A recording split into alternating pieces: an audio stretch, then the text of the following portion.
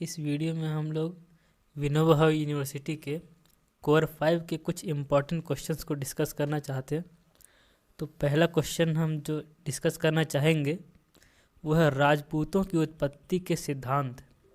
इसकी व्याख्या करें। क्वेश्चन बहुत इम्पॉर्टेंट है इस बार के लिए, तो आइए डिस्कस करते हैं इसके बारे में। तो बेसिकली आपको परिचय दे देना है कुछ कि इसकी उत्पत्ति के बहुत सारे सिद्धांत हैं और उन सिद्धांतों में से हर एक का नंबरिंग लिख दीजिएगा आप। पहला नंबर में आप लिख दीजिएगा प्राचीन क्षत्रियों से उत्पत्ति, और इसमें अंडरलाइन करके आगे आप लिख दीजिएगा, इससे आपको ज़्यादा नंबर मिलने का चांस हो जाएगा। तो पहले एक एक करके डिस्कस करते हैं। प्राचीन क्षत्रियों से उत्पत्ति के बारे में आपको क्या लिखना है। बेसिकली इसमें जब आप भूमिका लिखेंगे, इस पॉइंट को अंडरलाइन करके जब आप लिखेंगे, सबसे पहले लिख दीजिएगा कि बहुत सारे जो राजपूत थे वो अपने आप को क्षत्रिय बताते थे, और क्षत्रिय बताने के लिए जो प्रमुख उदाहरण हैं उनमें सिसोदिया और चालुक्य वंश आते हैं। वो अपने आप को ये क्लेम करते हैं कि वो भगवान राम के वंशज हैं, जबकि जो राष्ट्रकूट वंश के शासक थे उन्होंने क्लेम किया है कि वो कृष्ण के वंशज हैं। आप इस बारे में लिख सकते हैं, लिख दीजिएगा ही, लिख सकते क्या है, लिख ही देना है। और इस बारे में भी लिख दीजिएगा कि वो क्यों अपने आप को भगवानों के वंशज बताते हैं, देवताओं के वंशज में क्यों वो अपने आप को लाना चाहते थे, ताकि उन्हें सामाजिक स्वीकृति मिले। इसलिए वे अपने आप को राम कृष्ण लक्ष्मण के वंशज बताना चाहते थे। इसमें और डिटेल में आप लिखिएगा तो ये लिख दीजिएगा कि प्राचीन आर्य जो थे उनके सूर्यवंश और चंद्रवंश जो मेन शाखा थी उसी से इनकी उत्पत्ति हुई होगी, और बाद में जो यदुवंश है वो भी इसमें जुड़ गया था। और ये खैर वैसे बहुत ज़्यादा इम्पोर्टेंट तो नहीं है, लेकिन अगर आप नाम कोट करते हैं तो आपको फ़ायदा हो जाएगा। पंडित गौरीशंकर हीरचंद्र ओझा और सीबी वैद्य के बारे में। ये दोनों जो विचारक हैं बेसिकली यही कहते हैं कि राजपूतों की उत्पत्ति प्राचीन क्षत्रियों से हुई है, लेकिन लास्ट में आप लिख दीजिएगा कि ये अभी तक कंफर्म नहीं हुआ, क्योंकि अभी तक विवादित में ही चल रहा है कि किससे उत्पत्ति हुई है। आगे आपको सेकंड नंबर जो सिद्धांत है वो बताते हैं। अग्निकुंड से उत्पत्ति। ये भाई साहब ऐसा सिद्धांत है जो सिद्धांत सुन के ही आदमी चकरा जाता है। ये सिद्धांत दिया था चंद्रवरदाई अपना किताब पृथ्वीराज रासों में। ये भाई साहब था पृथ्वीराज चौहान का दरबारी कवि। ये क्या लिखा है अपना किताब में कि एक बार जब परशुराम सारा क्षत्रिय का संहार कर दिया तो धरती में अराजकता फैल गया, कोई राजा नहीं था, सारा असभ्यता फैल गया, जंगल राज टाइप का कायम हो गया।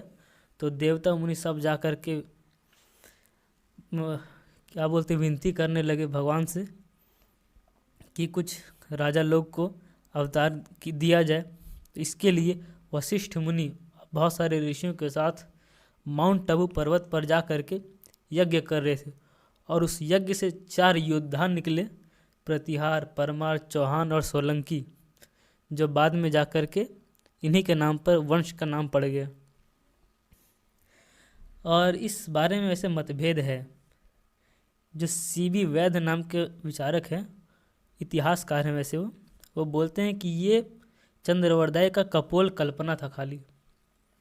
हालांकि एक संभावना बताया जाता है कि जो विदेशी जाति है, जो आक्रमणकारी जाति रहा होगा या विदेश से भारत में आया होगा, संभवतः, गारंटी नहीं देता, संभवतः ही बोलता है कि उन लोग को हिंदुत्व का दीक्षा दिया गया था इन ऋषियों द्वारा, और चूंकि वो आक्रमणकारी थे, राज सत्ता में वे रहे थे, इसलिए उन्हें क्षत्रियों की कैटेगरी में डाल दिया गया।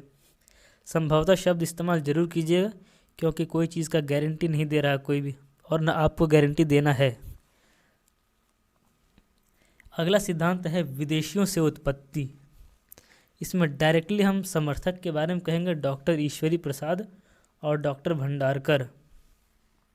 ये क्या बोलते हैं कि जो भारत में शक, कुषाण और श्वेतहुंड थे, वही लोगों की संतान जो है उनको अग्नि संस्कार द्वारा पवित्र कर दिया गया था ब्राह्मणों के द्वारा भारत में जो थे। और उनके बाद इन्हें पूर्ण रूप से हिंदू की जाति व्यवस्था में स्थान दे दिया गया। और स्थान इन लोगों को किस तरह से दिया गया, तो चूँकि ये आक्रमणकारी थे और राजा की भूमिका में थे, इसलिए इन लोगों को क्षत्रिय का वर्ण व्यवस्था में स्थान मिल गया। और राजा का बेटा था इसलिए राजपूत नाम पड़ गया। हालांकि इस तर्क का, इस सिद्धांत का विरोध करने वाले भी आपको मिल जाएंगे, जो कि पंडित गौरीशंकर प्रसाद हैं और C.B. वैद्य सर हैं। ये दोनों आप याद कीजिए पीछे भी थे, जिन्होंने एक अपना मत का समर्थन किया था।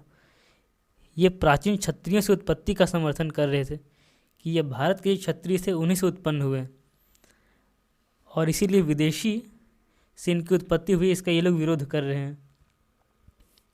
और ये जो विरोध कर रहे हैं दोनों विचारक, उसके लिए कुछ तर्क दिए हैं। हालांकि इसमें एक टॉड नाम का विचारक था, इतिहासकार, वो बोल रहा था कि ये विदेशियों की ही संतान हैं। और उसने तर्क दिया था कि वो लोग लड़ाकू जाति थे विदेशी, वो अश्व पूजा करते थे, वो अश्वमेध यज्ञ वगैरह किया करते थे, अस्त्र की पूजा करते थे, अश्वमेध यज्ञ नहीं करते थे। लेकिन इन दोनों विचारकों का तर्क ये है कि जो भारत में सूर्यवंश, चंद्रवंश और यदुवंश थे, ये उन्हीं के संतान हैं।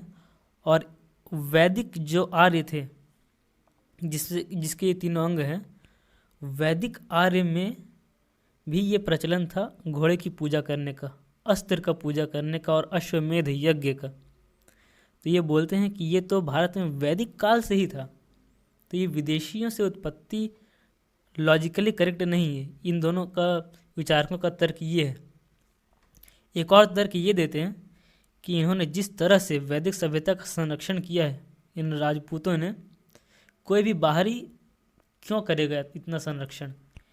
तो इस बारे में भी आपको लिख देना। और हाँ, कोई दावा नहीं करना कि इसी से उत्पत्ति हुआ था, बस ये संभवतः ये एक सिद्धांत है, बस ये आपको ऐसा ही लिख के आ जाना है। अगला सिद्धांत है आदिवासी जातियों की संतान। इसमें आपको लिखना है कि संभवतः कुछ इतिहासकार मानते हैं कि राजपूत भारत की आदिम जाति जैसे गोंड, भार आदि के वंशज रहे होंगे। और उनका तर्क ये है कि भारत में ये लोग बहुत पहले से रह रहे थे शांति से। बाद में जब आर्य आए थे आक्रमण करते हुए, तो इनमें से कुछ लोग आर्यों के संपर्क में आ गए, सभ्यता उनके में आने लगा। और जब इन लोगों में से कुछ लोगों को राज सत्ता मिल गया, तो ये क्षत्रिय में आ गए। और क्षत्रिय आने के बाद इन्होंने खुद को राजपूत घोषित कर दिया, ये इनका मानना है। और इसमें संभवतः करके आप लिख सकते हैं कि चंदेल राजपूत जो थे वो गोंड तथा भार से संबंध रखते थे। आगे कन्नौज के जो गढ़वाल शासक थे वो भारों से संबंध रखते थे। और बुंदेल और राठौर शासक जो थे वो गढ़वाल के वंश थे, ऐसा माना जाता है। इसमें कोई दावा मत कर देना है, नहीं करना है, बस ये लिख देना कि संभवतः इसके वंशज रहे होंगे, ऐसा इतिहासकारों का मत है। कोई दावा नहीं करना, क्योंकि यह भी विवादित ही है। अगला जो कि बहुत ज़्यादा लॉजिकली करेक्ट लगता है वो सिद्धांत मिश्रित उत्पत्ति। और इसका सबसे बड़ा समर्थक है डॉक्टर आशीर्वादी लाल। इनका कहना क्या है कि जो विदेशी आक्रमणकारी थे और जो भारत के क्षत्रिय वंश में उस समय रहा करते थे, दोनों के बीच में विवाह का संबंध हुआ होगा। विवाह संबंध के बाद जब इनमें से कुछ लोगों के पास राज सत्ता आ गया, राज सत्ता आने लगा, तो एक नया जन समुदाय बना जो कि राजपूत के नाम से फेमस हुआ। ये बहुत ज़्यादा लॉजिकली करेक्ट लगता है, क्योंकि ऐसा कहना तो बहुत ही गलत हो जाएगा कि जो राजपूत थे वो केवल भारतीय क्षत्रियों के ही वंशज थे या फिर केवल विदेशियों के ही वंशज थे। इस बात का बहुत ज़्यादा पॉसिबिलिटी है कि दोनों में मिक्सचर हुआ होगा, विवाह संबंध हुआ होगा, रक्त का मिश्रण हुआ होगा। और ये बहुत ज़्यादा लॉजिकली करेक्ट लगता है। इस बारे में डॉक्टर आशीर्वादी लाल जी को कोट करके लिख देना है और उनका जो तर्क है वो भी लिख ही देना है, लेकिन हाँ दावा नहीं, संभवतः ही करना है। बस ये बता देना है कि इसका संभावना कुछ ज़्यादा ही प्रतीत होता है। और अंतिम जो सिद्धांत है वो है कि राजपूत ब्राह्मणों के वंशज थे। और इसको क्यों कहा जाता है, ये सिद्धांत क्यों दिया जाता है, तो एक बेसिकली थॉट दिया जाता है कि जब अरबी और तुर्क लोग आक्रमण कर रहे थे तो जो भारत के ब्राह्मण लोग थे उन्होंने शास्त्र को छोड़ के शस्त्र उठा लिया रक्षा के लिए, आत्मरक्षा के लिए, जो कि आगे चलकर राज सत्ता पा गए और वो राजपूत कहलाने लगे। और इस तथ्य को डॉक्टर दशरथ शर्मा सिद्ध करने के लिए अभिलेख और सिक्कों का सहारा ले रहे थे। आपको ये लिख देना है कि उन्होंने अभिलेखों और सिक्कों का सहारा लिया था इस तर्क को सिद्ध करने के लिए। और उन्होंने चौहान, पल्लव, कदम्ब, प्रतिहार, परमार आदि वंशों का संबंध बताया है ब्राह्मणों से। ब्राह्मणों ने इसकी स्थापना की थी, वो ऐसा तर्क देते हैं। फिर एट द एंड इसमें भी आपको संभवतः ही लगा देना, कोई दावा नहीं करना। तो एक बार समरी देख लेते हैं।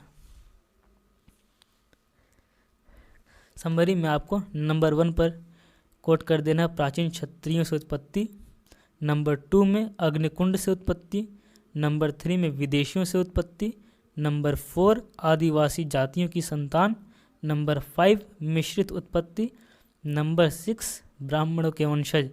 और इन सारे पॉइंट को नंबरिंग देकर के अंडरलाइन करके डैश दे के लिखना है। पहले परिचय लिख दीजिएगा। इन सारे सिद्धांत के बाद अंत में मूल्यांकन में जब आप आएंगे तो वहाँ आपको लिख देना है कि उपर्युक्त सिद्धांतों के आधार पर कोई भी दावा नहीं किया जा सकता कि किस प्रकार राजपूतों की उत्पत्ति हुई थी, परंतु इतना ये कहना काफ़ी हद तक सही होगा कि राजपूतों में भारतीय और विदेशी दोनों का रक्त रहा होगा, जो कि हर्षवर्धन की मृत्यु के बाद राज सत्ता में आ गए और राजपूत के नाम से प्रसिद्ध हो गए। कोई दावा नहीं करना, बस सिंपल से इस तरह लिख के मूल्यांकन में क्लोज कर देना है। आंसर आपका बहुत मस्त जाएगा।